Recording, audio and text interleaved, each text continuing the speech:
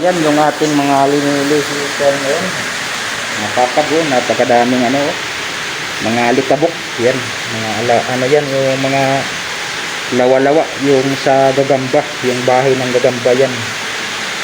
Yan yung pinaka ng gagamba, yung pinaka niya, pinaka tae ng gagamba.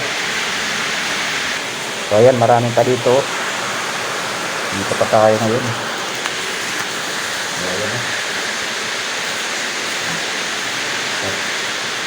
Nakapal yung ating nakuha pa dito.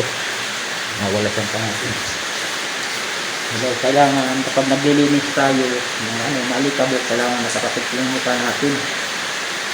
Takpan natin para hindi pumasok sa ating ilong yung alikabok. Kasi pag pinasukan tayo ng alikabok sa ilong, kadalasan nagkakano tayo ng ubo, ganyan, mabilis.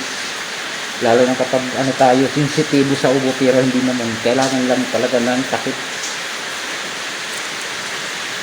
Kaya manood lang kayo sa ating gagawin.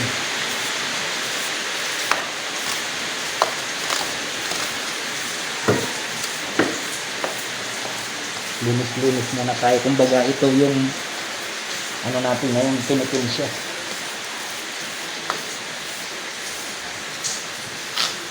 Masanay tayo maglinis. Kailangan matuto tayo magwalis-walis. Hindi yung aasa na lang tayo sa ibang tao na kailangan pa natin magpasahod. Kailangan pa magpasildo dito. Kahit ako lang, kahit walang bayad.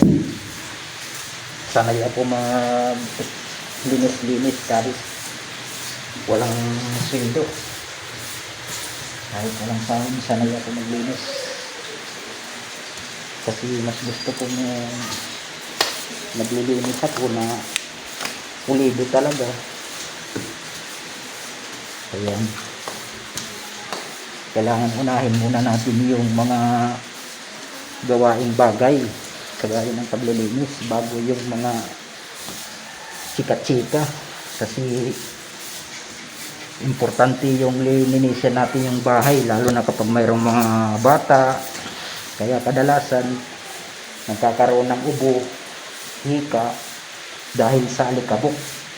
Kagaya nito, maraming mga alikabok, kailangan yan tanggalin para hindi ng bata, mga maiihip ng bata yung alikabok. Kaya kadalasan yung mga kabataan ngayon nagkakaroon ng ubo dahil sa alikabok. Kaya maglinis-linis din tayo. Kita nyo, napakapalo, diba? Ayan guys, thank you for watching.